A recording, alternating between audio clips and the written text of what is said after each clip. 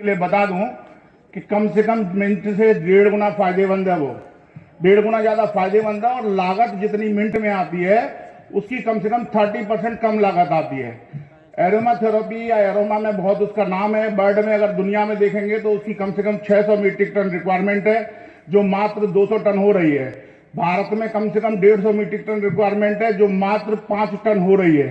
कहने का मतलब ये हुआ कि मांग उसकी बढ़ती जा रही है, लेकिन उत्पादन की समस्या है, क्योंकि वो भारत के ट्रॉपिकल भाग में होती है, ठंडे क्षेत्रों में, जहां पर पानी तापमान जो है 45 डिग्री तक नहीं जाता, यानी 35 से ऊपर नहीं जाता।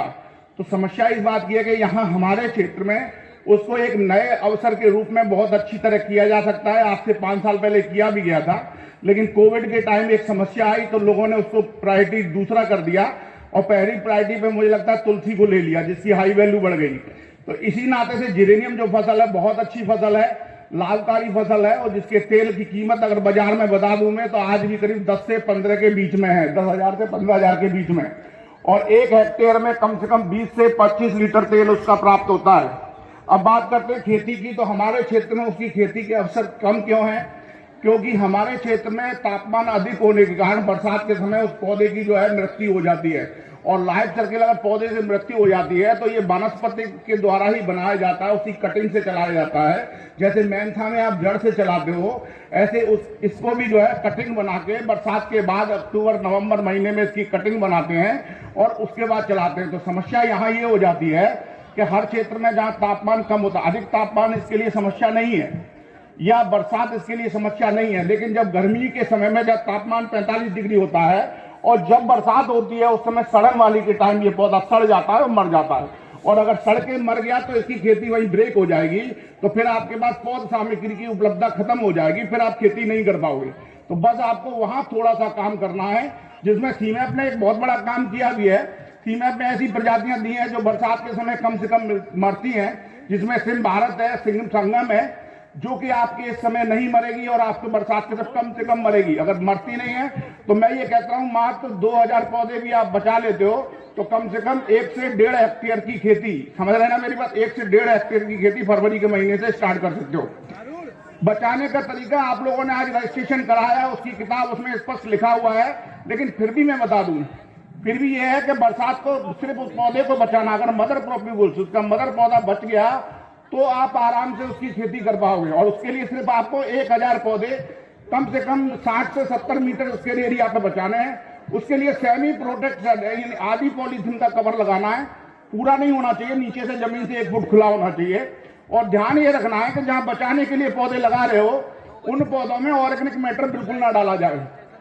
अगर वो पौधे बचा ले तो हम लोग भी इसकी खेती जो पहले करते थे तो हमेशा जो है AC ग्लास हाउस में बचाते थे, जिसमें कटिंग लेने की संभावना ही नहीं होती थी। एक पौधा मिलता था हमको अक्टूबर नवंबर के बाद, जिसमें आप अगर बचा लेते हो उन पौधों को तो मात्र उन पौधों में मैं गारंटी दे रहा हूं खुद ही कम से कम 25 कटिंग उसी समय प्राप्त हो जाती है जो बरसात के समय पौधा बच जाता है। अब बचाएंगे कैसे, उसके संबंध में थोड़ी सी जानकारी मैं आपको दे दूं, क्योंकि समय कम है। तो बचाने का तरीका यह है कि ये मार्च के महीने में ये पौधा जैसे खेती के लिए लगाया जाता है, वैसे ही सेम इसको बचाने के लिए जमीन से ऊंचा 1 से 1.5 फुट ऊंचा एक प्लेटफॉर्म बनाना है। ध्यान ये रखना है कि बरसात का पानी ऊपर से तो आए नहीं, लेकिन खेत का रन ऑफ वाटर यानी पानी अधिकता वाला भी उस क्षेत्र से ना निकले जहां ये पौधे लगे हैं, क्योंकि हमारे क्षेत्र में जब तापमान जब 45 डिग्री होता है उस समय बरसात के टाइम नमी अधिक होने से पौधा मर जाता है। कर रहा था तो बचाने की प्रक्रिया बहुत आसान है, बस आपको मैं और ये भी आप समझ लीजिए कि बचाने का काम आपको हर साल नहीं करना है, जिसका मैं खुद प्रमाण दे सकता हूं कि कभी एक बार बचाना है आपको, कम से कम 7 साल तक उसी क्षेत्र पर पौधे बचे रह सकते हैं। करना क्या है कि सेमी प्रोटेक्टेड जो मैं बता रहा हूं कि अर्ध सुरक्षा कवच पॉलीथीन का बनाना है, नीचे खुला होना चाहिए, ऊपर से कवर होना चाहिए, बरसात उसमें आए नहीं बौछार के द्वारा भी।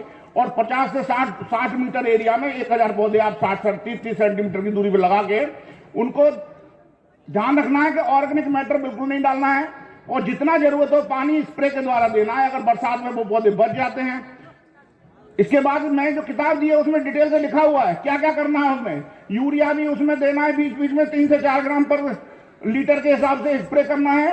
उसमें मल्टीप्लेक्स भी लिखा है, 2 से 2.5 ग्राम पर लीटर के हिसाब से मल्टीप्लेक्स स्प्रे करना है। हमेशा फ्लड सिस्टम से पानी देना है नहीं है, क्योंकि मॉइस्चर के कारण, नमी के कारण वो पौधे मर जाएंगे।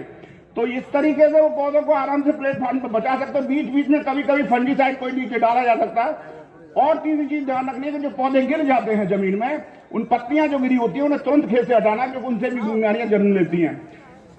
इसी प्रकार वो पौधे बच जाएंगे। बच जाने के बाद जो पौधे बचेंगे अक्टूबर के बाद